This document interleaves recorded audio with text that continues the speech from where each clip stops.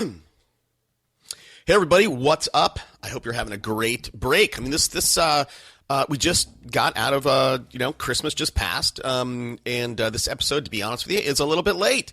And I got to tell you really quickly, when we do, I need to be somehow better about communicating to you guys when we are not going to release an episode, because I get a lot of emails going, "Hey Toby, come on, man, where's the app?"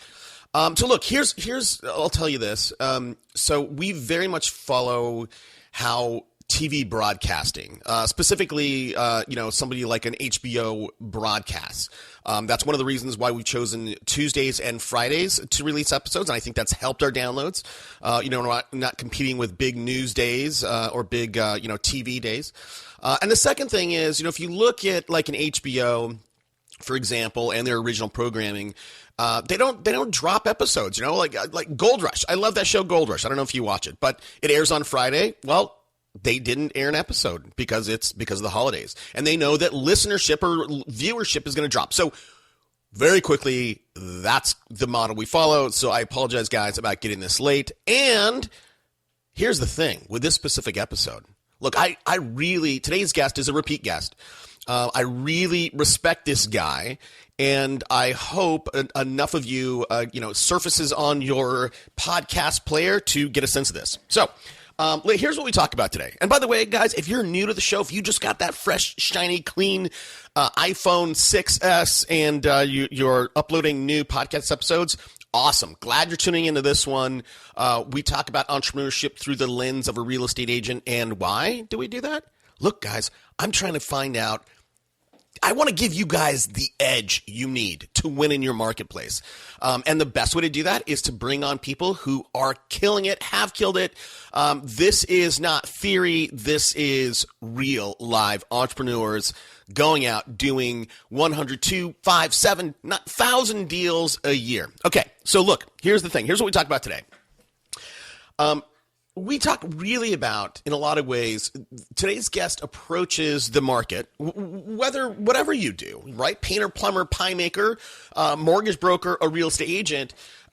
He wants you to rethink your approach. Now, his approach comes from a place of how can you build a business that you love, work with people that you love, and they love you back, so much so that you get referrals from them, and you're not dumping, $200,000 a year on advertising, just trying to get people through the door. And again, so that's sort of the overall approach. And we talk about, if you start with the end in mind, when you die and on your gravestone, right, your epitaph, what is the legacy that you want to leave behind? Okay, so we talk about a lot about relationships. Everything is about relationships, right? So your referrals are a condition of how strong your relationships are. And I think if you focus, and again, today's guest, if you focus on building strong relationships and be deliberate about it with people in the community who are influencers, right, who are connected, we talk about a model of how to do that for a year. So he tells you how to do that and how that will help your business. The other thing, guys, I talk about this every now and again on the show, but in internet, there's something called LTV, lifetime value of a customer, right? We go out, we spend money on marketing, advertising to get a customer, right? If you guys do Google pay-per-click, Facebook ads, whatever, you know how much you pay per lead. And then if you continue to do the math, you know how much you've paid for a conversion. So that's money you dump in. And too many people go, okay, I dump in $100 per conversion. That's great.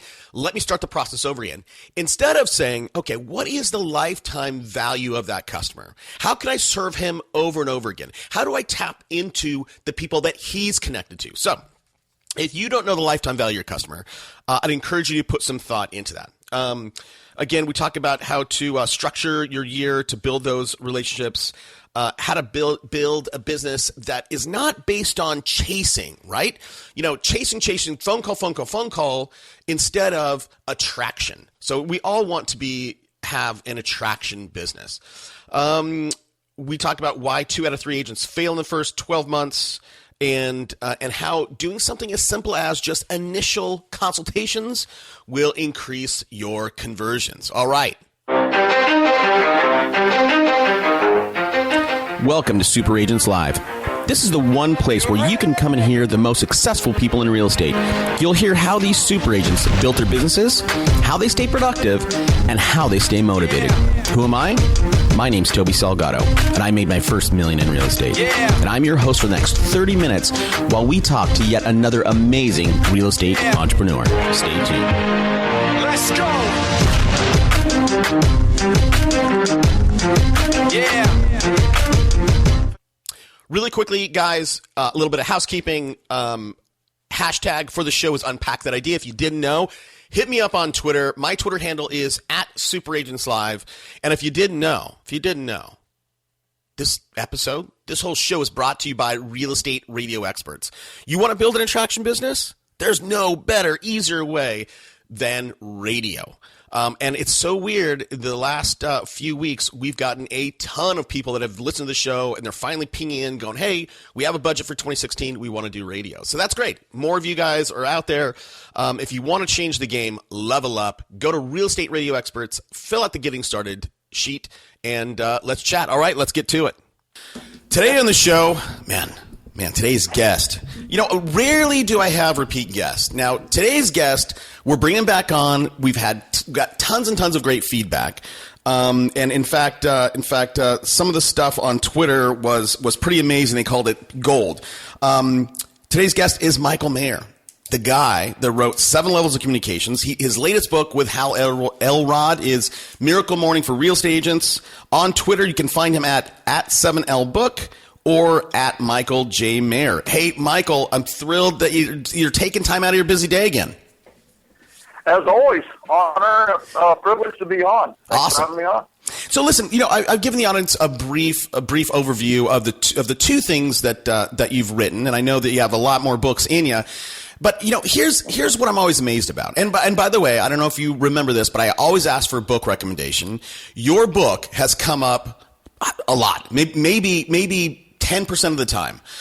So much so that when your book comes up, I go, yeah, you got to give me another one because we've heard that too much, as well as like Gary Keller's, Millionaire Real Estate Agent. I don't even let people say that one. But really quickly, give people an overview if they haven't read your book, 7 Levels. Give us an overview of what's it about. Well, it's a love story that even a guy could read. And it's the book on referrals, quite honestly. The number one piece of business that we get, not only in real estate, but in all service industries, are referrals, repeat and referral business. So it's not just a love story, but it's a system, the 7L system, for proactively and purposefully getting more referrals from your database and from the people that you know. And, it's time to quit marketing to strangers, and it's time to start communicating with friends. So it's not just a business, it's just not a book that's about building a business or sales. And it's not just about building a business that feeds your family, but it's also about building a business that feeds your soul. That's interesting. How would you, that feed your soul, how would you unpack that? Yeah. So my first question would be a couple of things. I mean, I have several things on this. First of all, is I ask people all the time, what do you want your epitaph to say? What do you want written on your tombstone? Right? And it's like, do you want super platinum, double diamond, mega, right? Do you want any of these written, or do you want loving husband and father, loving spouse, right? And then I say, all right, how does your business feed your epitaph? If it's not feeding your epitaph, if it's not, let's start with the end in mind. Thank you, Stephen Covey. And if we're going to begin with the end in mind, we need to think at the very end, how do we want to be remembered? Do we want to be remembered as a slick salesman, top realtor, or do we want to be remembered as somebody that was based on loving, generosity, appreciation, and prosperity? So, the other question, how many of your clients would attend your funeral to see that epitaph? not how many of your friends would attend your funeral, but how many of your clients would attend your funeral. And notice I did not say how many of your clients would be the reason for your funeral, right. which we can always think of a few of those. But it's really how many of your clients would attend your funeral, and that's the type of relationship that we should be working with when it comes to our clients. We should really look at them becoming lifelong relationships and building it into the referral zone. And the other thing I always ask is, look at your business plan, look at your business model, and then tell me, what would God say about your business plan? Right? Yeah. Is it based on love? Is it based on generosity? Is it based on helping others? Or is it based on taking? Is it based on strangers, talking to strangers? Is it based on closing, right? Is it based on tricks and gimmicks? Or is it based on attracting, right? God, Jesus didn't chase, right? Jesus attracted. Yeah. So maybe we should grow our business the same way that Jesus grew a pretty good following called Christianity. Yeah. Right? You're so funny, Michael. You were one of the rare people that whenever I get on the phone with you, like all of a sudden, this is kind of a coaching session for me because look, so last week I spent the last 10 days we took a family trip to Yellowstone, and we went to Jackson Hole, then we were in Yellowstone, and yeah, beautiful. But here's how I'm going to tie this into what you just said, because we were there and we stayed in 5-star hotels in Jackson Hole, and we're doing all this stuff that takes. You have to have some level of success to to spend $800 a night on a hotel room. And I'm talking to my wife, Mike, honey, and she was kind of complaining to me. She's like, "You don't spend enough time with me. You don't spend enough time with the kids." And I said, "Yeah, but look, I do you want this?" And she, referring to her lifestyle, and she's like, "Well, I don't really care about that. I'd like to have more time with you." And so what you're saying is personal to me. And so let me ask you this, Michael, right? If thinking about starting with the end in mind, what does my epitaph, do I want to say loving husband or, successful entrepreneur? Can I have both? Okay. What? Yes. How do I do that? And again, this is for the audience as well, obviously, but yeah. How do I put myself in the right mindset to be able to balance that? Yeah, it's so powerful. Here's the thing that I want you to know, and every listener, is that you're closer than you think, right? Success is not a 180-degree turn. Success is a 1-degree tweak, right? So you're closer than you think to having this already. You don't have to have your mind blown to do this. All you have to do is tweak your mindset just slightly to achieve this prosperity, right? Okay. And so the first thing is just know that you're closer than you think. Large doors swing on small hinges, and those large doors are large doors of opportunity. And it's these gathering of little things that add up to getting this open door of opportunity. So one is we need to go from a quantity mindset to a quality mindset, right? And so if I were wanting to sell 20, let's say I want to sell a lot of books, which is better, a database of 20,000 or a database of 1? You're tricking me, man, but I'd say 20,000. Right, that would be the normal answer. It makes a lot of sense. But what if the 1 is Oprah? Oh, right. Yeah. See? So it's we need to start thinking in terms of quality versus quantity. We want 10,000 in our group, but are these 10,000 loose connections that really don't refer you? Or would you rather have one person who refers you 41 transactions a year? Right. Right? Yep. So it's just going from a quantity mindset, which, just so you know, is we're fed the quantity bone. We're thrown the quantity bone in real estate, entrepreneurialism, and mortgage and financial services all the time, right? Who walks across the stage? The one with the most. Yep. right? Of course, maybe not the most profit or the most net, right, but the most of something. So, it's one of those. So that's one thing we need to really do is focus on quality, build high quality relationships. People are saying, well, add 250 people to your database this year. Well, I think that's absurd.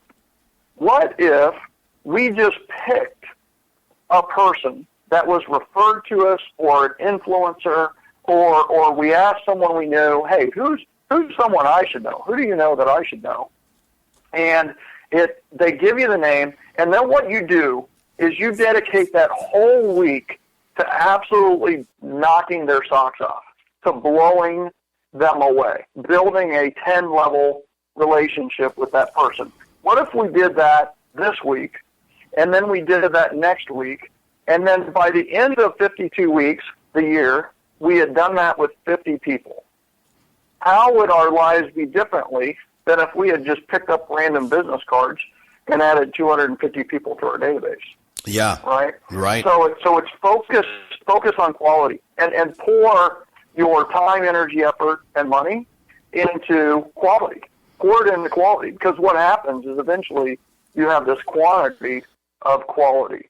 That's the first thing. And I think, and sorry, not to cut you off if you're going to go keep going, but I think the other thing with this, Michael, is now I'm starting to get the picture a little bit of how your life is going to be much more richer, right? Because, and what I mean by richer, not actual wealth, but and it could be wealth, but if I'm going to pick you, for example, right, and I'm going to spend the week knocking your socks off, doing whatever, right, developing a real relationship, at the end of the day, I'm going to migrate to people that I like, right? So all of a sudden, the people that I'm working with are people that I resonate with, that I like with, that I want to spend time with, rather than, that 200, the raw 250 number, of new people. I may work with people that I don't like, right? Those are the people that will make you crazy, right? Those are the people that will make you hate your job. So I can understand a little bit how the fabric of richness improves with that. Yeah. Well, so, forever, the way that sales has been taught has been wrong, quite honestly. It's been about chasing, right? It's about, chasing in the jungle, being jungle animals, right? Chasing something, killing it, and eating for a day, and then going from there. But here's the thing is have you ever been chased by a stranger? I think so. Yeah.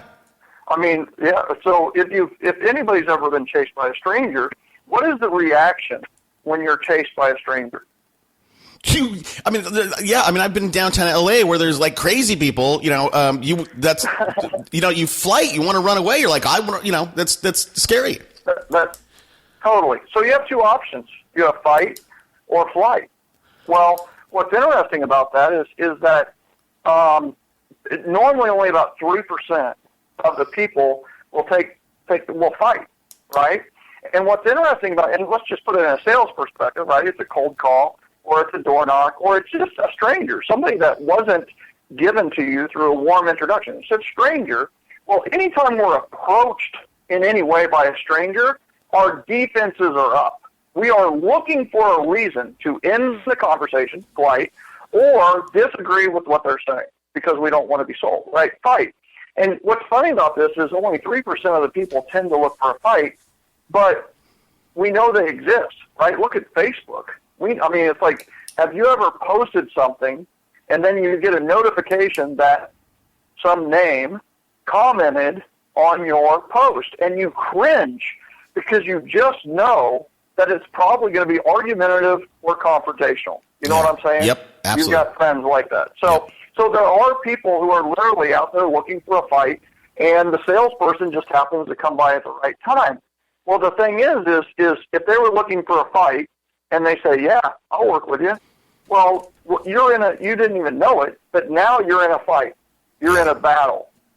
Well, let me ask you, at the end of a battle, how do both people feel? Beat up, man. Tired. Beat up. Exhausted. Yeah. Exactly. Tired. And how likely is that client to refer you if they're exhausted, tired, beat up, and so on and so forth? Not likely.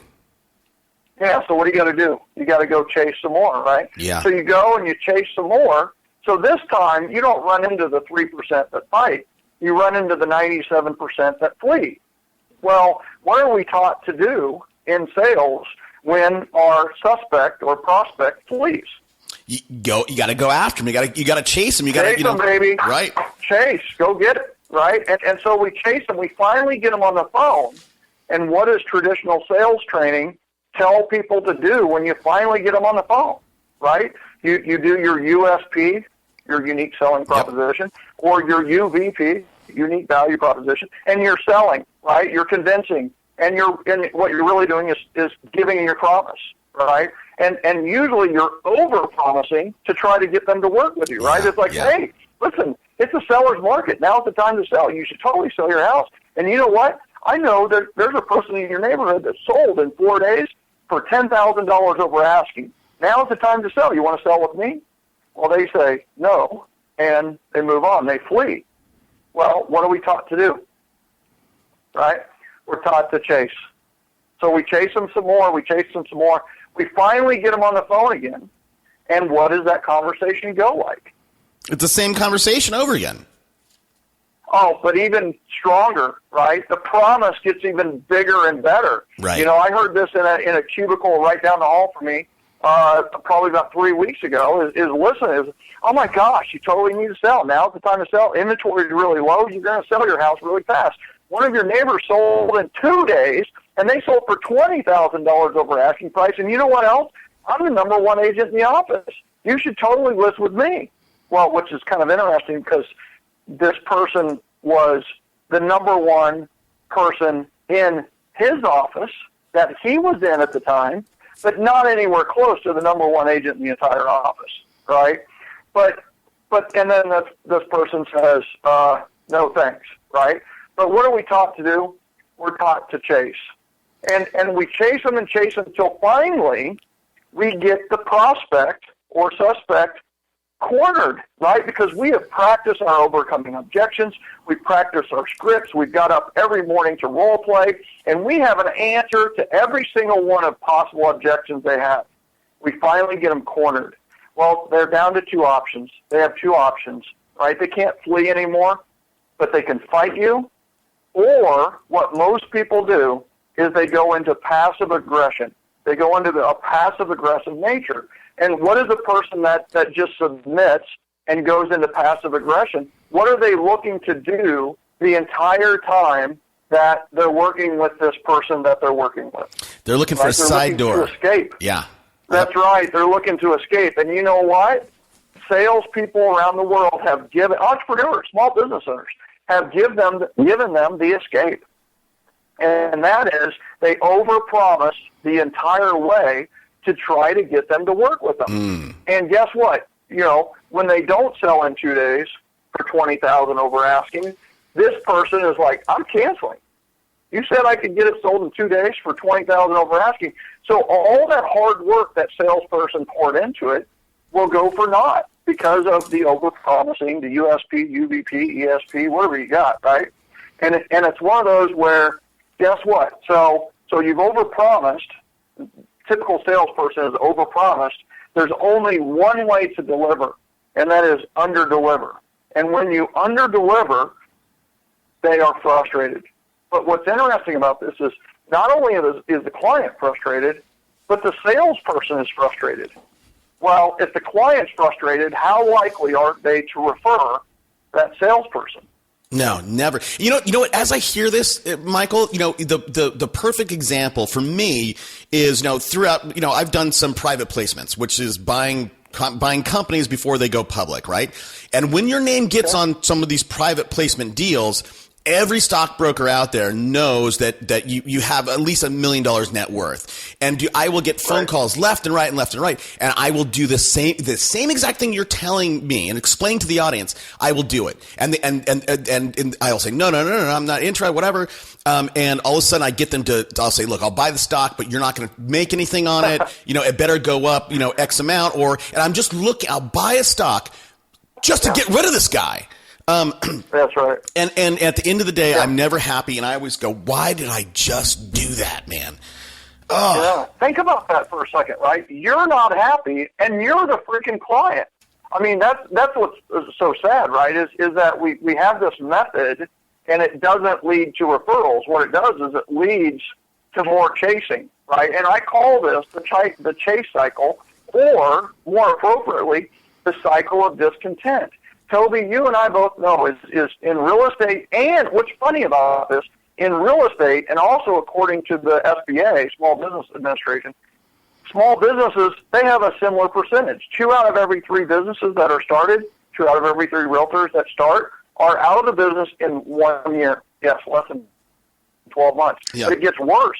In year 2, by the end of year 2, 3 out of every 4 businesses that were started, 3 out of every 4 realtors who started are out of the business. And guess what? By the end of year 3, 4 out of every 5 businesses and 4 out of every 5 realtors are no longer in the business. They have committed professional suicide.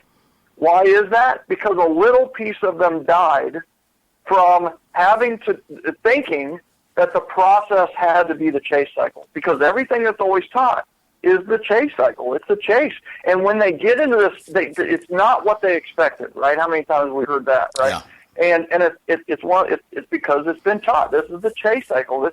And the truth is the chase cycle, the death should not be the salesperson. The death should be the sales process. Got it. The process that's been taught for years. Let's kill it, right? So if there's a negative cycle, there must be a positive cycle, right? Yin and yang.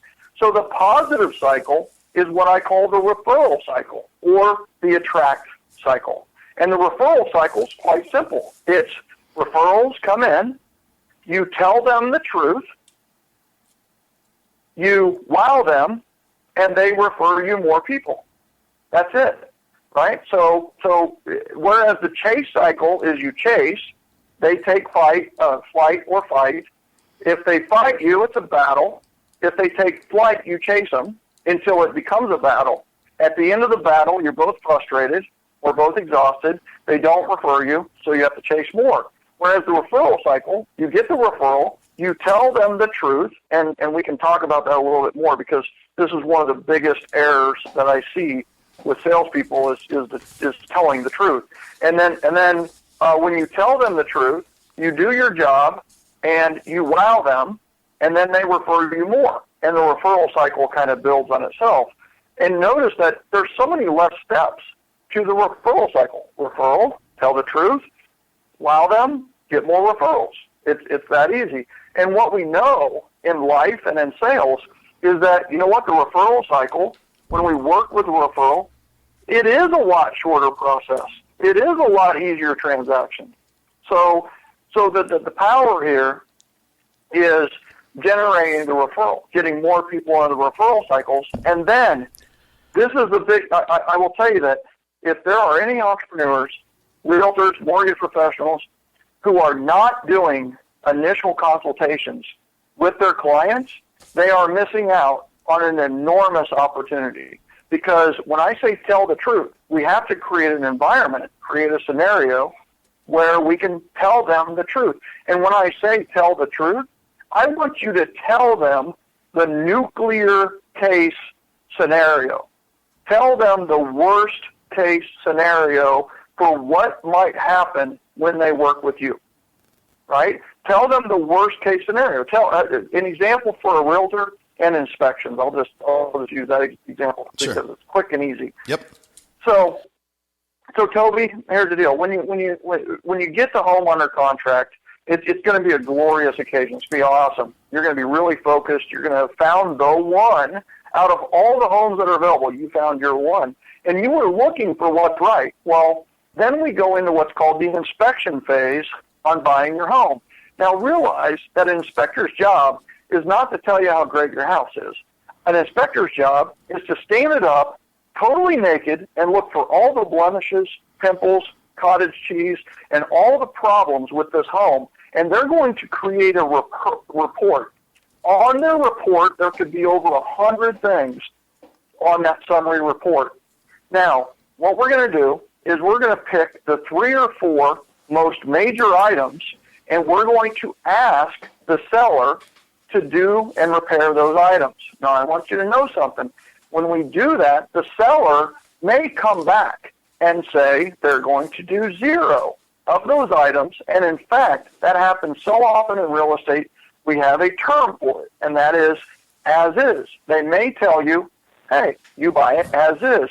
And at that point, you'll have a decision to make. Are we clear on the inspection process, Mr. Salgado? We are. Thank you. Fantastic. So we go through the process. We get you a nice home. We come through, and on the inspection report, there's 47 items. Are you upset or happy that there's 47 items? I'm happy. Yeah, you're happy it's not over 100. Right, So yeah. 47. And then instead of asking for 3 or 4, I put on the resolution of unacceptable conditions, I put 10 items. I ask the seller to do 10 repairs. So are you upset or happy? I'm happy because my worst case was nothing. Yeah, that's right. Well, so we're going to ask for 10. So let's go to, so first of all, you might be thinking, ooh, Mayor's taking the screws to him. Mayor's earning his commission for me. You know, Mayor's going for 10 instead of 4, right? Yep. So then let's say the seller comes back and says, you know what, out of the 10, we'll do these 5. So are you upset or happy? You got me half of them. You got me. You know, you prepped me for 0, and now you got me 5. That's right. So you're happy. But here's the other thing. I want you to know something. Is let's say the seller came back and said, we're not doing any of the 10. You can buy it as is. How do you react? I'm not surprised. I'm not shocked. You prepped me for this situation. That's right. You don't go to emotional island, right? Because I've said now, and when they say as is, you'll have a decision to make. Notice a decision to make implies there's 2 islands that your clients can go to. It's logic island and emotional island. Yeah. And we want to keep our clients on logical island as much as possible. When they go to emotional island, that's when things blow up. And here's the other thing, and I see this in small businesses, entrepreneurs, marketing, and I see it in sales and real estate a lot, is the salesperson goes to emotional island. Okay, that's the worst case scenario, right? You always stay on logical island, and if they go to emotional island, you talk them back to logical island, right? Right. So notice that you can stay on logical island during the entire process of your transaction because I've already prepared you for some of the things that may jump you to emotional island, right? Another one that I warn all of our buyers about is buyer's remorse. You're going to get the home under contract. Might have been a multiple offer situation, might have been heated and fired up, and I want you to know, when you win it, it's a great thing. You could feel something called buyer's remorse. You're going to lay there in bed staring at the ceiling, and you're going to be going, oh, wow, what did I just do? I paid over the asking amount. And just know that the seller is laying in bed, staring at the ceiling, going, oh, my gosh, I could have totally got more for my house, and now it's real. So just know that buyer's remorse is a natural part of the process. You will feel it. Everybody feels it. And just know that it's natural. Fair enough? Absolutely. Right. So here's what I do. Yeah. No, so real quickly, yeah, I'm yeah. telling the truth, is I tell the worst case or nuclear case scenario, and then notice that by me doing my job, I am exceeding expectations, which delivers the wow experience. And when you deliver the wow experience, they refer you more people, and you can stay on the referral cycle.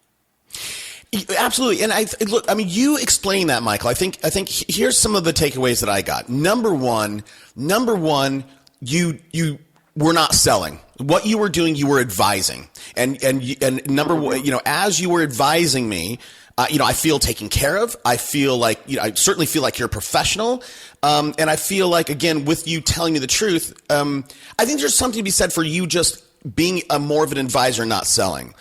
I think though, Michael, for the vast majority, if you go back, you run through those statistics, right? People, 4 out of 5 people, small businesses, real estate agents are out of the business, right? So there's going to be at some point where before you get out of the business, right, you see it happening. You're like, if I don't close a deal in the next 2 months, 3 months, 4 months, whatever, I'm out. I'm done. I'm toast. Yep. So all of a sudden, you cannot. There's a mindset thing that has to happen for you to stay dispassionate, even when you are on the verge of collapse. How would you advise people who are look? I get emails all the time. They're like, Toby, listen, I just got my license. I have 1 month's runway. And I'm like, you got to do something else. You need 6 months of runway. How would you advise people to manage their mindset so they can stay dispassionate, so they can stay on Logic Island? Yeah, so good stuff. I think that the biggest thing is, if they could have a sense of security before they ever go in. One of the things I get asked, how many times I get asked, before I do blank, what should I do before I get into real estate? What should I do before, I open this business, right? And the first thing is get yourself 6 months of reserves, right? I mean, if that's the ideal scenario, if that's the scenario, make that happen. And it's amazing how many sales they get in the 6th month when they have 6 month reserves, right? Yeah, it's kind of unusual. But, let's say that you're at the end of that reserve is you have to realize that if you build it this way, if you build it based on generosity, right? The equation that essentially encapsulates my system is generosity plus appreciation equals prosperity, right? You want prosperity? Start with generosity, and that's the third cycle, right? So the first cycle is the chase cycle. The second cycle is the referral cycle. Well, how many people want more people on the referral cycle? Well, everybody wants more people on the referral cycle. Well, I want everyone to know is that referrals are a result. They're not an activity, right? So referrals are the result of a behavior, right? They are actually a consequence. You don't have control over referrals. What you have control over are your activities. So what are the activities that lead to referrals? Well, guess what? The activities that lead to referrals is generosity, practicing proactive generosity. So notice it's proactive generosity. Reactive generosity is great, right? Somebody has a hurricane or a tornado or an illness in the family or whatever it may be, is society will pour in to help. And that's great, right? And what we're doing essentially there is we're trying to balance the universe, right? The universe wants to be balanced. Have you noticed that? I mean, societal universe, it wants to be balanced. If somebody gets knocked down, we want to help them up, right? Yep. Well, guess what? Okay, so the flip side of that is proactive generosity. Generosity that is a surprise to the recipient. They weren't expecting your generosity, but it happened. And the same thing with the societal universe happens, but this time in your favor. Because when you give massive value first, and notice that this is about giving first more than it is about giving back, right? So we give massive value first, and what happens is we've filled their cup to overflow, right? And by being generous, by helping someone achieve a goal, or helping them conquer a challenge, or helping them enjoy an interest more. Like they love golf, we get them golf lessons, right? We've helped them. We've helped them towards a goal they want. Well, what happens is that they or someone around them wants to even out the universe, right? At that point, you have given massive value. The universe is out of balance. But notice that when the universe goes back to balance, it will be pouring back to you. And as we know, this is the law of reciprocity, right? Generosity, proactive generosity, leads to reciprocity. And we need to be appreciative receivers when the reciprocity comes. But Toby, you've seen this a million times, is what happens so often is that somebody says, hey, can I help you? What do? We throw our hand up and say no. Yeah. Well, there's a lot going on right there. First of all, my mission is twofold. It is to help salespeople and entrepreneurs practice proactive generosity and to be appreciative receivers. Appreciative receivers. When somebody asks you to help, they say, "Can I help you?" Your answer is always yes. Anytime someone wants to help you, you say yes, which is totally different than what is taught out there, right? Yep. Every time you see it is you get a prideful no, right? But say yes, because you can always temper and or taper how they help you. And the best way for them to help you is referrals. So guess what? Generosity is going to lead to reciprocity. So we need to be appreciative receivers when it comes. And when it comes, what we need to do is be ready with the answer. And the answer is referrals. If somebody says, "What can I do for you?" you say referrals. If somebody says, "Hey, how can I help you?" the answer is referrals. If somebody says, "How is the market?" the answer is referral. If somebody says, "How's business?" the answer is referrals. So the answer is referral. So that's the third step of the generosity cycle. Generosity leads to reciprocity. We need to make sure that the reciprocity from others is in the form of referrals. Well, you and I both know that running a referral-based and a repeat and referral-based business or a generosity-based business is the most profitable business. So that profitability comes, and that's your business having money.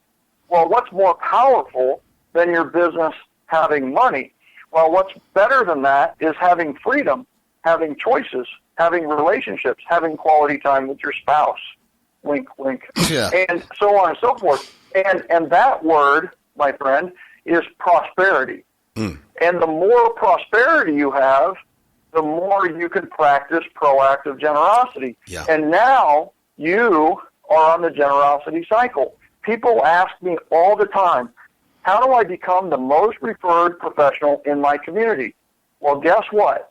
It's by becoming the most generous professional in your community. It starts with generosity.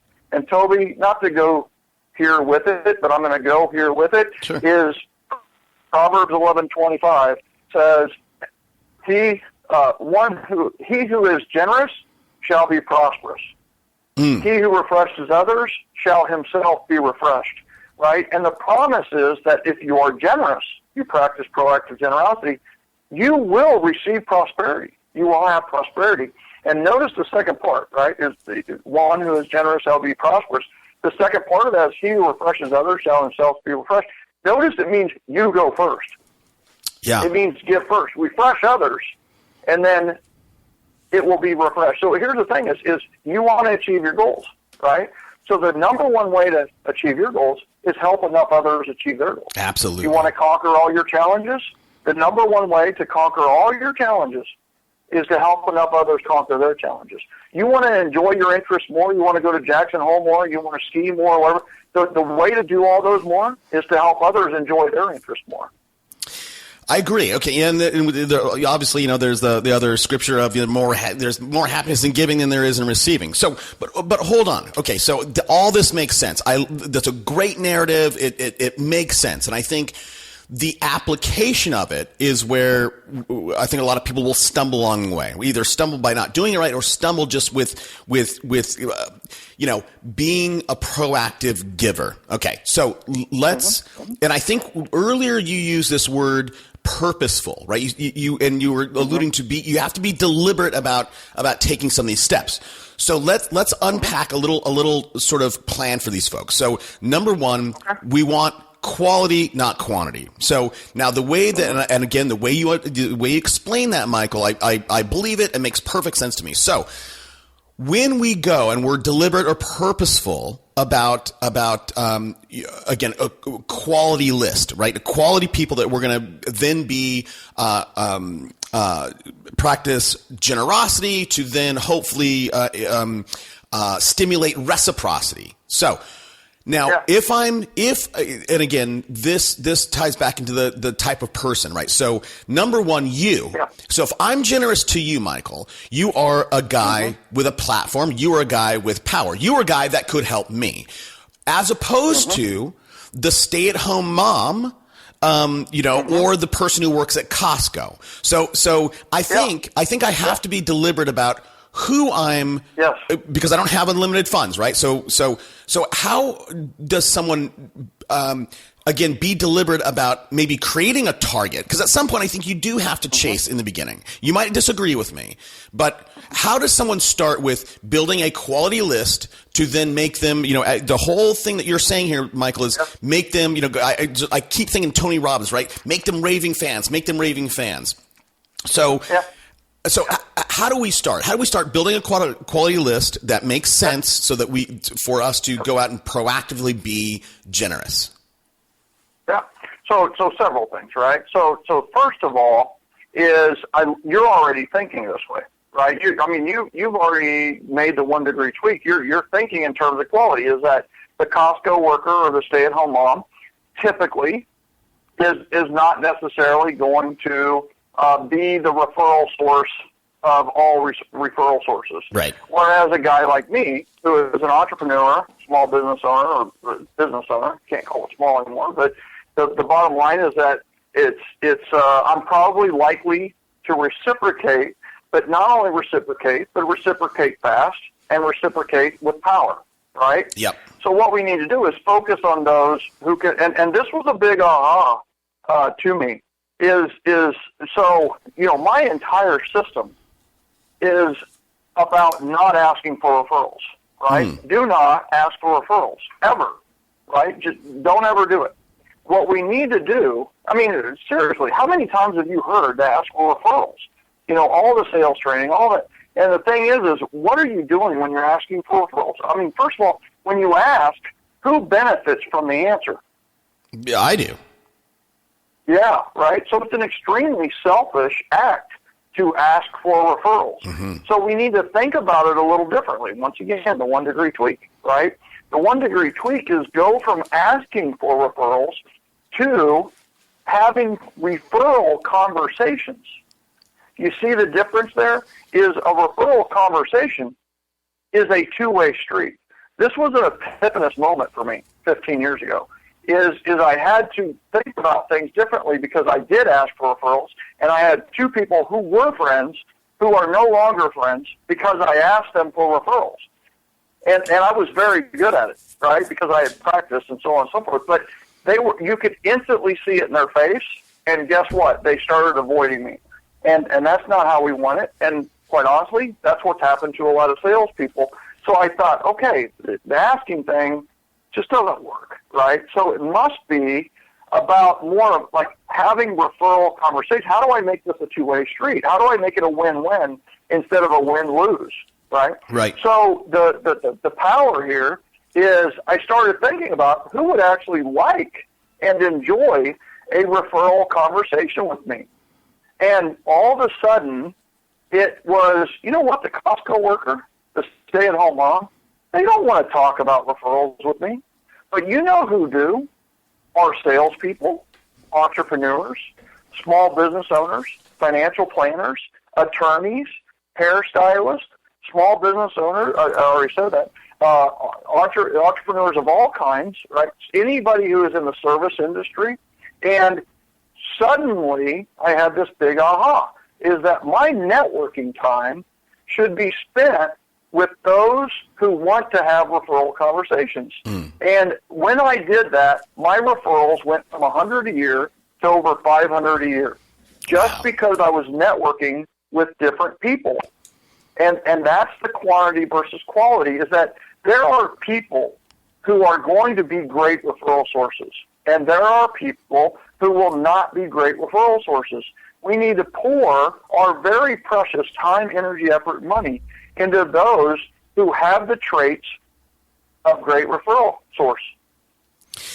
Right, and I think, and what to say that a different way, Michael, I think there's if you as a real estate agent are there are other professionals out there that you can have a symbiotic relationship with, right? It's where you're feeding one. It's you and a probate attorney, you and even the caterer, rather than you being that fish that feeds off the shark, right? That's not symbiotic at all. Right. It's one's is, and I think the other thing, what's that called? The shark remora, right? Shark remora.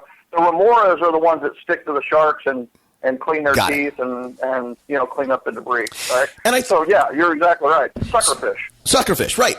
And I think the one thing that I just want to, again, kind of like say to the audience is, and you know this, Michael, is that when you ask me for referral and I do it, sometimes that's I go to bed going, crap, I shouldn't have done that. Because you know what? I'm putting my relationship on the line with that person. I'm putting exactly right. my name on the line. If I go, hey, you got to talk with Michael, right? Or this is the guy you should use. Like, that puts me in a very uncomfortable situation rather than going out and being deliberate about building these symbiotic relationships. So look, so I want to ask you something, Michael. You said, don't go out and ask for referrals. And again, the way you explain that, I totally agree with you.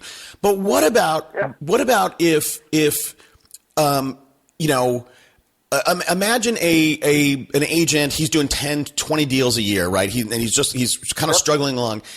Is there a problem, or what's the downside for that person to as they meet people out in the world, to go, hey, I'm building this business, I'm new in real estate, I've been at it for 2, whatever it is. Hey, can you, any help that you can give me would be really appreciated, right? Is it okay to ask for help or in a general sense rather than saying, give me a referral?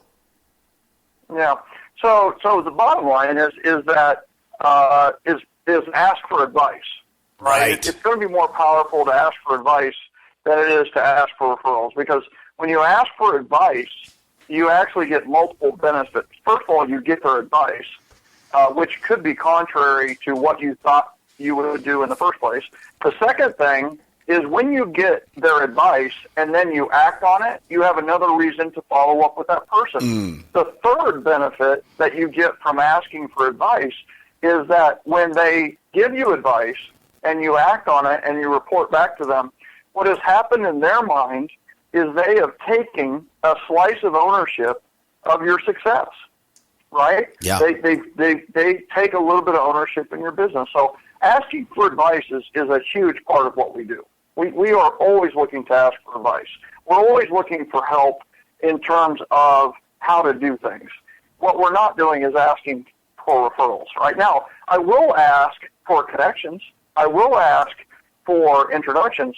But usually this is when they say, what can I do for you? Referrals. I know that you go to Buckhead Christian Church. Do you know Andy, who is the lead pastor? Yeah, I know Andy. Well, if you were to contact Andy, how would you contact him? Well, I'd call his cell. I have a cell. Very cool. Well, would you mind introducing Andy to me?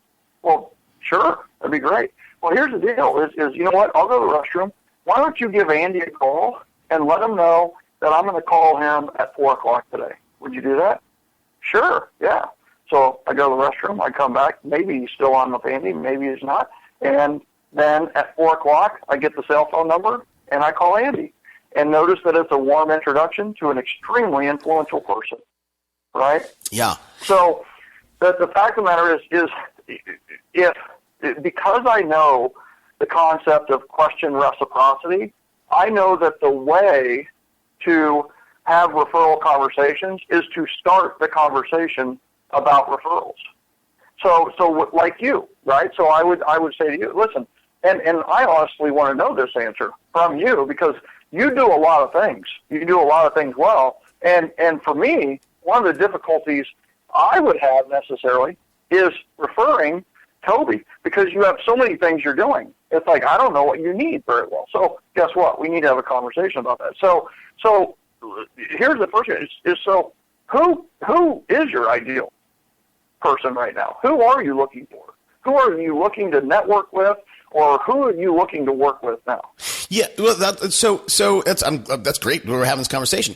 So as you hopefully know, this podcast, this is my part of my platform, and at the end of the day, right? So I build audience here, whatever, and we sell a little product to agents on the show, but the real kind of money maker out there is our radio arm, right? Real estate radio experts. So I'm looking for the right kind of people out there that want to do radio, that are doing, I'm not necessarily looking for the $200 million a year guy. Those guys are, I know those people. I know the Russell Rhodes of the world. I know those guys, but I'm more looking for the agent that is maybe doing 80 deals, 100 deals that I can get them to 200, right? So that's the type of person that I want to know better.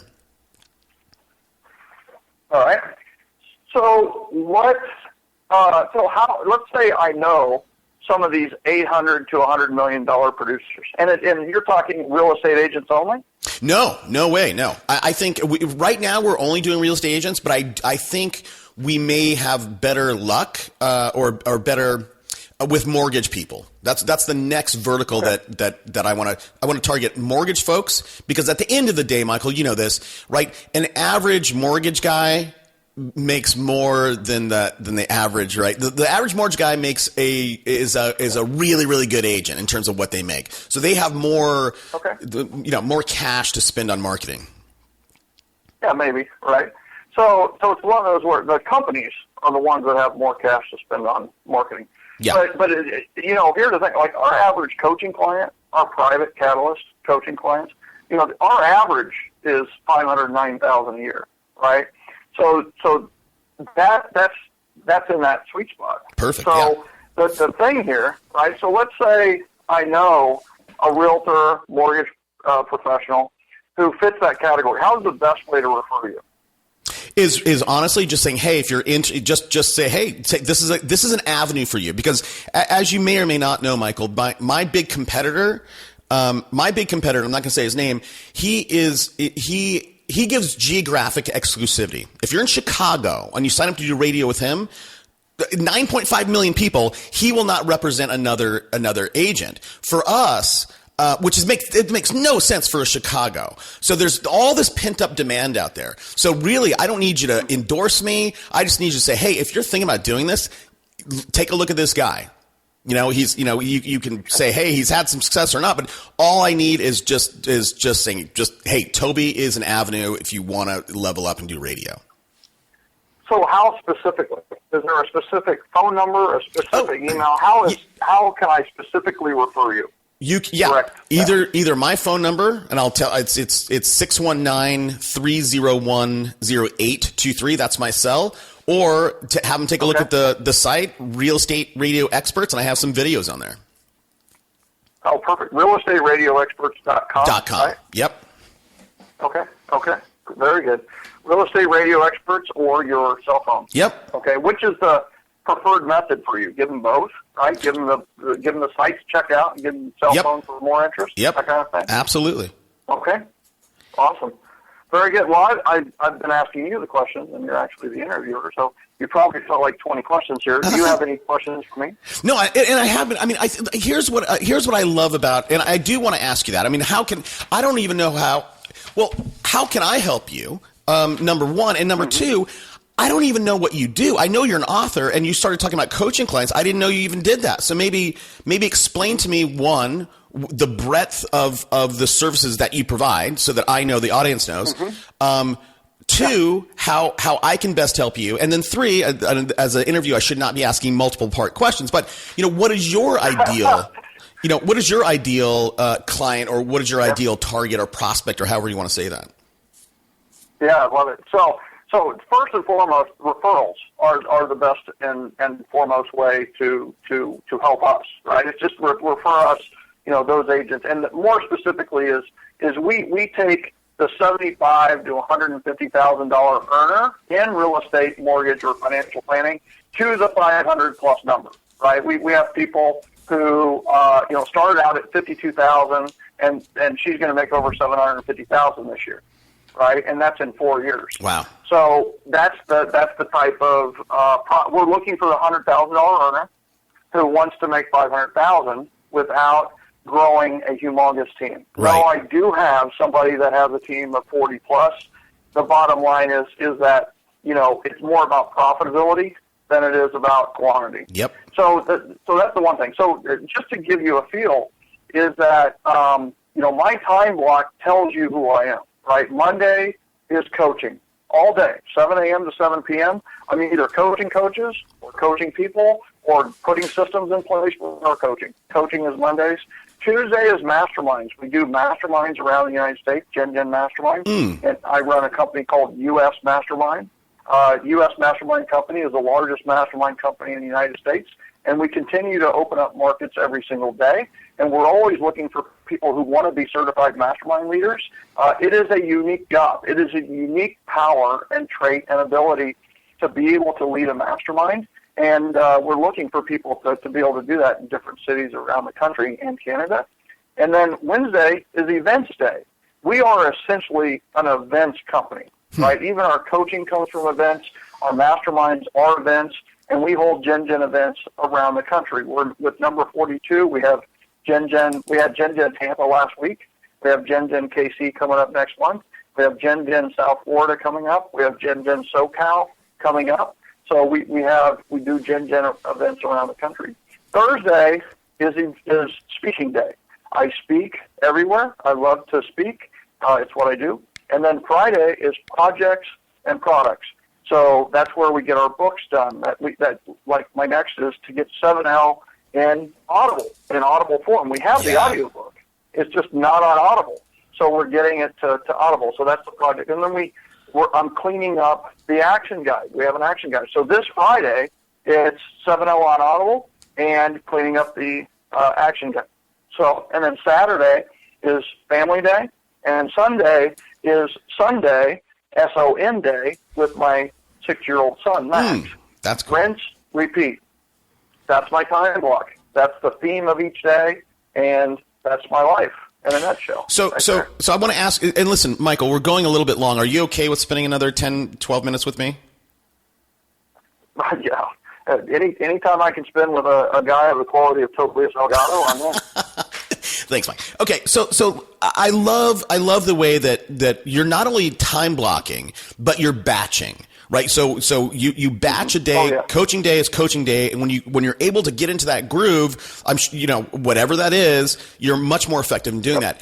How, for the audience, how are you able to do that so effective, and how are you able to literally batch like that and go, look, I'm doing coaching, I'm doing the events day, and not have those other things bleed into that day? What's beautiful about it is once you set it, the entire world will conspire for you to keep it. So the beautiful thing is when I have coaching day, any of my staff know that Monday is coaching. So if we have we launched a really powerful Catalyst group coaching recently, and we've had over 150 people already sign up for this just in the last 2 months. And the power here is that we have some tweaks to the system because it's a newer product. Now, we're delivering great content, we're doing this, that, and the other, but we actually want to deliver even better. So guess what? When my team is thinking about how do we tweak the 7L coaching, the Catalyst group coaching system, we put it on Monday. They know to put it on Monday. So they know to schedule that call on Monday so that we can discuss anything about coaching on Mondays, right? So what happens is once everybody knows, they start, and I'll give you an example from real estate, right? There's a lot of real estate agents that listen to your program. For our real estate team, which is in Kansas City, I live in Atlanta because of the weather and the airport and some opportunities that I've had here. And so every seller, every Monday. So we have a theme for our Monday, which is every seller will be happy by the end of Monday. Every seller has a smiley face next to their name by the end of Monday, period. And the only way to do that is we're going to communicate with every seller every Monday. So every seller every Monday, we communicate. Thursday is the day our houses go on the market. So we put our houses on the market on Thursday. We know our listing coordinator and our executive assistant are going to be really busy on Thursday, right? Because they're going to be putting 1, 2, or 3 houses on every Thursday. So Thursday is on market day. So notice the power of that when you're at a listing appointment. You're at a listing appointment on Sunday, and you say, listen, one of the unspoken questions they have is, when are you going to communicate with me? And the answer to that is we have a system for that. Every seller, every Monday. We're going to talk to you every single Monday. Good, bad, or ugly, we're going to communicate with you and let you know what the market has said. And then they're going to say, all right, we're ready to list with you. And we go, well, let me check real quick. It looks like we have 2 we're putting on Thursday. We're going to put yours on that same day. We're going to do it Thursday. So we'll put your house on Thursday, and we'll go from there.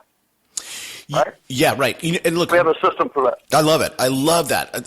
So one of the things that I like about the way what you just said is, you communicate with your sellers, good, bad, or indifferent. And I think that is a problem that most agents have. They're like, oh, well, I only have bad news, so I'm not going to even call the guy, right? Or I have no news, I'm not going to call the person. Right. So I think that's a takeaway that everybody can.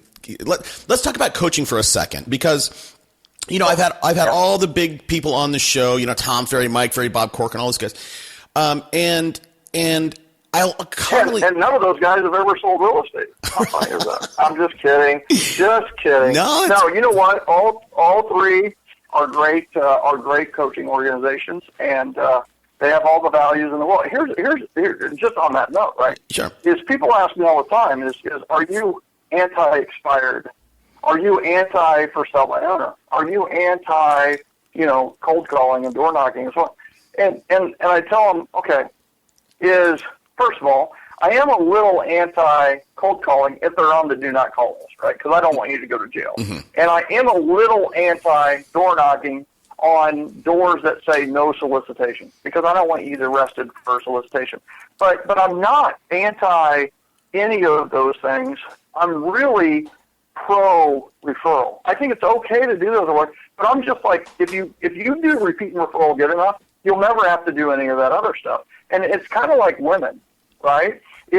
I'm not anti-women. In fact, I'm not even anti-beautiful women. What I am is I'm really, really pro my wife.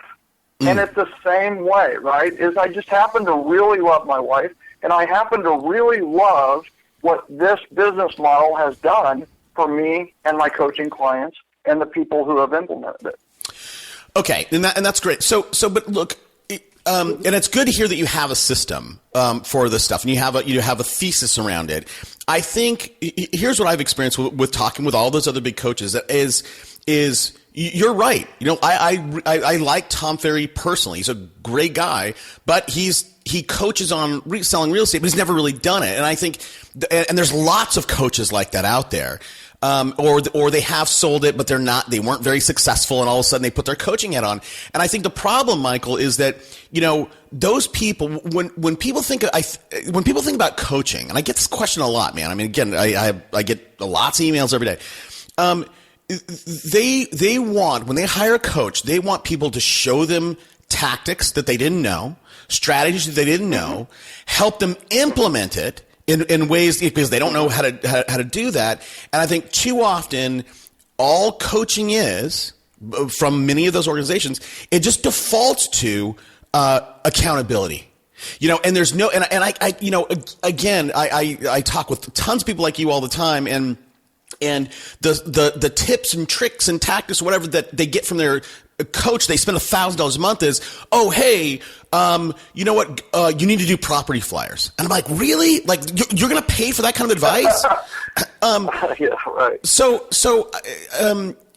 tell me again, maybe your viewpoint on what coaching is, right? Coaching and versus training. Like, maybe help me understand a little bit.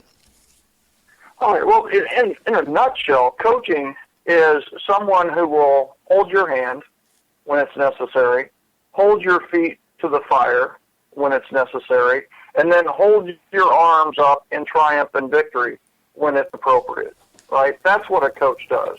So when somebody's looking at coaching, what they're looking for is typically 2 things. They're looking for someone to help them do something they know they should already be doing. And number 2 is they're looking for speed, right? Why would I want to go through all the trial and error that Michael Mayer did if I could just hire Michael Mayer and he can tell me the script that has been through 10,000 iterations from his mouth? Right? Why don't I just tell you the thing to say that will get you referrals versus you trying to figure out what to say to get referrals? I'll just tell you what to say. I'll just help you practice proactive generosity and how to do proper appreciative receiving to the point where your appreciative receiving leads to more referrals. Right? Right. So that's what I do. And look, and here's the thing. So that's awesome, right? So you're going to tell me what to do, and then I just have to go and execute. And I think Michael, that people don't appreciate or understand the value of cutting their learning time, because earlier we talked about runway, right? If you're fortunate enough to have a 6-month runway, you better hit the ground running. You don't have time to learn in the field, and I think people miss that. So, number one, would you agree with that? Yes. Okay. I'm a huge fan of buying speed. I climb mountains, and the best way to climb a mountain is to follow a trail that somebody else had for you. Yeah. And an even better way is to have a guide who is in front of you, where you actually put your foot where they put their foot, and you climb a mountain. And you know you're on the right track, and you don't think too much about it, but you're implementing, right? Absolutely. So that's how you get to the top of a mountain. What you don't want to do on a mountain, especially most mountains, is go on your own, right? Try to climb it, try to go off trail, and try to go that route, because you will end up dead. So, that's the power of a coach, is that they've gone before you, and you can go step by step in their steps and climb to the top of the mountain. You can achieve your goals faster and without dying, without committing a professional suicide. Right. I absolutely agree. And I don't want to get sidetracked here, but no. For me, because I climb, man. I've done mountaineering, I've done Rainier, I've done Shasta, as well as I started rock climbing like at 18. I've done the 2-day Royal Arches route in Yosemite. I've done a lot of traditional rock climbing. But look, so again, step in your footsteps, do what I do, and you're going to be much more successful faster. Why don't? Everybody knows. Look, you can look at any kind of brokerage, and there are 3 groups. The top 20% that have coaches, they're killing it. Those people have coaches. The middle 60%, they're holding their own, and they may have had some coaching, but for the most part, they don't have coaches. And then you have the bottom 20% that are literally taking up space that don't have a coach and never have had a coach. Why won't people, or what do you think is the thing why people don't bet on themselves? Why they don't invest in their own personal development? Why is that, Michael? It's a phenomenal question, right? Because one of the things we say is our catalyst coaching is not for you if you see this as a cost or an expense. Right. So if you see coaching as a cost, then it will probably fail, right? But the good people, the top earners, what they do is they see coaching as an investment, and they're willing to bet on themselves. What has happened is there's some sort of history of success with those people. So what they've seen is, hey, when I invested in myself, it turned out positively. The ones on the bottom end, what we've seen is consistent, is that they just don't believe in themselves. They don't think that they are worth investing in, Toby. And I'll tell you, that's the saddest story of all the stories. Yeah, I agree. And I think the other side is, right, to expand that a little bit, maybe you're married. And maybe $1,000 a month is enough money that you need to talk with your wife about it. And what if, what does that say about that relationship? I don't know. I may be making a moot point, but what does that say in the relationship when the husband or wife says, "Hey, honey, I need coaching. I want to help build our business. I want to spend $1,000 on coaching." They're willing to bet on themselves, but then their spouse says, "Yeah." Like, is there any kind of a case to be said that maybe their spouse is not willing to bet on them? And if that's the case, maybe they shouldn't try to be entrepreneurs. I don't know.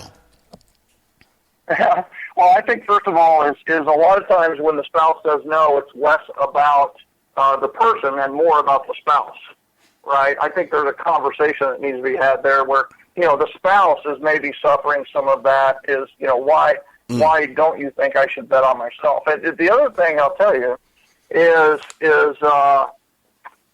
one of the things, I mean, I'm trying to say it as nicely as possible, but I'm a coach, so I tend to say things pretty bluntly.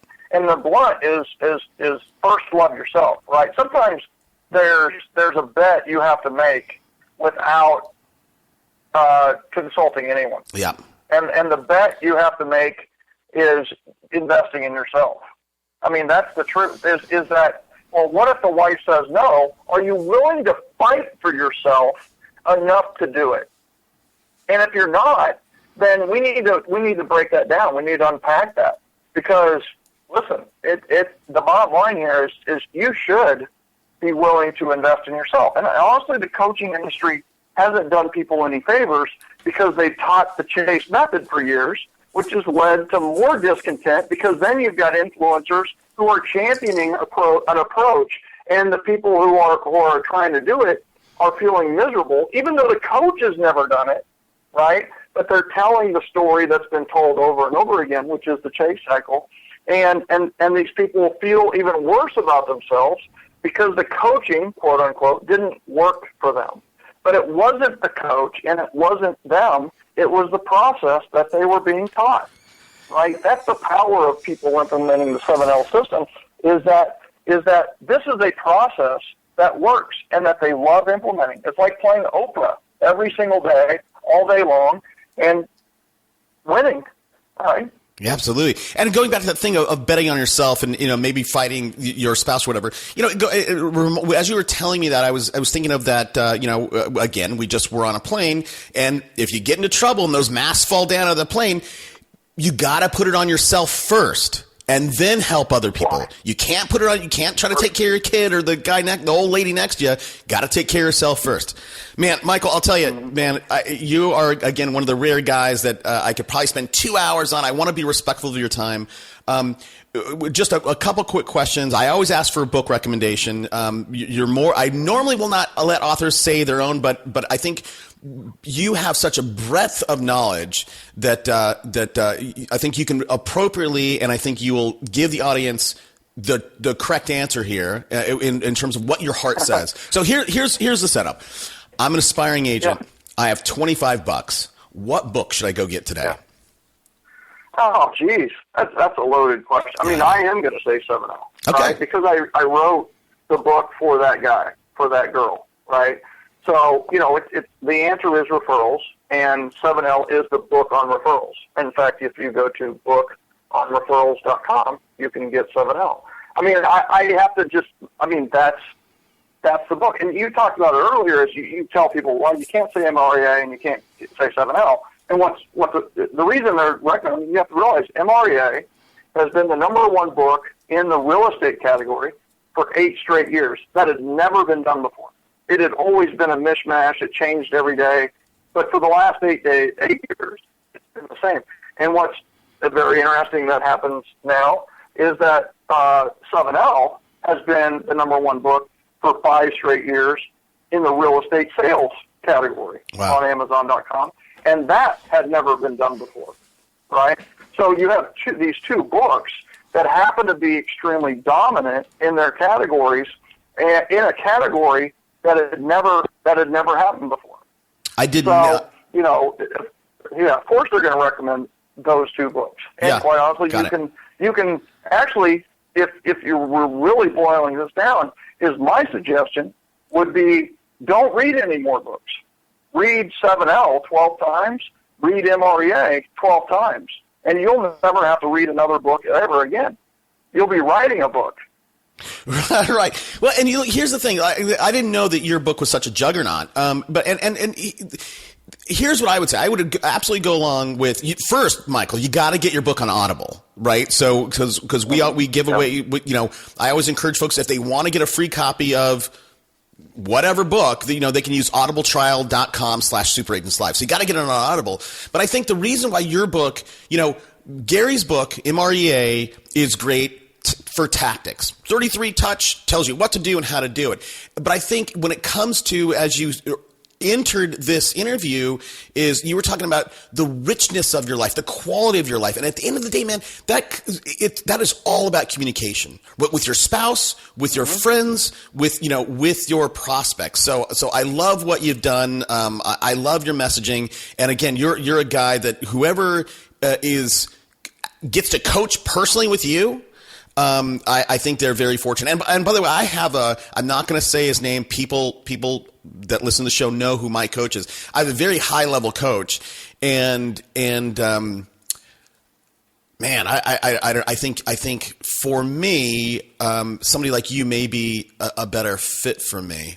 Anyhow, that's a conversation you should have off the air or whatever. But look. If somebody wants to learn more about your masterminds, if somebody wants to say, listen, I love Michael's stuff, I want to coach with him, where's the best place where people can find you and find out about what you do? Yeah, so 7lsystem.com, right? So the number 7, letter L, system, SYSTEM.com, 7lsystem.com. You can find out more about us. You can see the events we're doing. You can fill out a form. You can actually get a free coaching call this month. At callwithcoach.com, right? So callwithcoach.com, and that'll help you understand what we do from the certified mastermind leader standpoint. A lot of our coaching clients start out realtors and mortgage professionals, and then they graduate to coaching on Mondays with us, and then they do their business Tuesday through Friday. So there's an opportunity there after you coach with us for 6 months that you could be coaching others. And honestly, that's where we want you to go because it's a win-win-win. Yeah. Yeah, because, in terms of learning something, there's no better way to learn it than to teach it. I love that, man. And so everybody go to 7lsystem.com. You can go to Michael J. Maher, Maher.com. I'm there right now. I can get today's gift of generosity, get Michael's 2015 communication plan. Get that gift and sign up for a free coaching session. I love it. Michael, man, I really, really appreciate you taking time out of your busy day. Toby, it's always a pleasure. And I want to tell you something. From the entire industry, I want to say thank you for the value that you provide with these interviews and the people that you've had on. Are people that not everybody can get. Yeah. And you deliver every single time. Your genuine and sincere curiosity comes through, and you ask the questions, quite honestly, that we all want to ask. So thank you for having me on, and more importantly, thank you from the industry for the value that you provide. That means a ton coming from you, man. I'm gonna generously accept that. I'm a bad acceptor, but I'm going to accept that. Hey, buddy, thanks a lot. Let's keep in touch. Perfect. Thank you, sir. See you, man. Let's go.